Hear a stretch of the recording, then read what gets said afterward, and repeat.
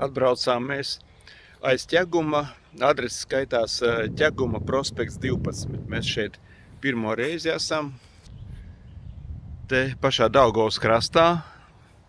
Galdiņi, miskastītes. Liekas, ka tur bija tualets būdiņa. Nekāda maksāšana šeit izskatās, ka nav. Nav nekāda elektrība, nekas. Un laiks ir diezgan draņķīgs. Apmēram 10 grādi un tā kā lietus un vējš. Mēs mēģināsim speciāli notestēt savu tur to jumta kondicioniera siltumsūkni. Neslēgsim iekšā gāzes apkuri un centīsimies izdzīvot tikai ar to. Un leduskapis ies uz elektrību un tas siltumsūknis ies uz elektrību un tā sildīsimies. Akumulātori mums ir uzlādēti. Gribētu pateikt paldies Denisam par šīs vietas koordinātēm, ka viņš atsūtīja Ķeguma prospekts 12 šo te vietu. Un mēs testējam šo kondicionieri. Joprojām esam te Daugavas krastā, jo sāk palikt tumšs. Ilze cītīgi mūsu mājaslapu papildina. 2025. gada ceļojumā būs galerijās, maršrutā vai galerijās, būs jauna maršrutā.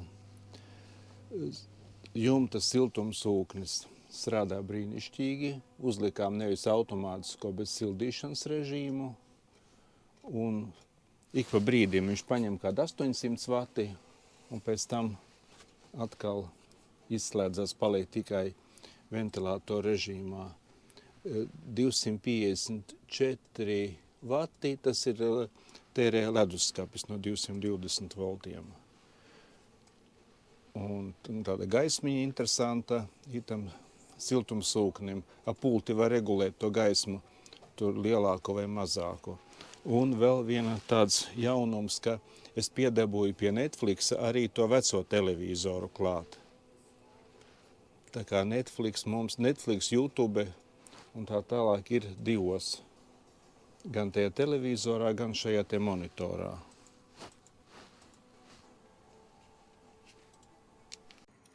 Es tagad paskatījos datorā, ko rāda Victron sistēma. Mēs šeit 3 stundas stāvam, un 3 stundu laikā esam nobraukuši lejā pa 123 amperstundām. 3 stundās. Akumulātoru ietilpība. Tas nozīmē vidēji stundā pa 40 amperstundām.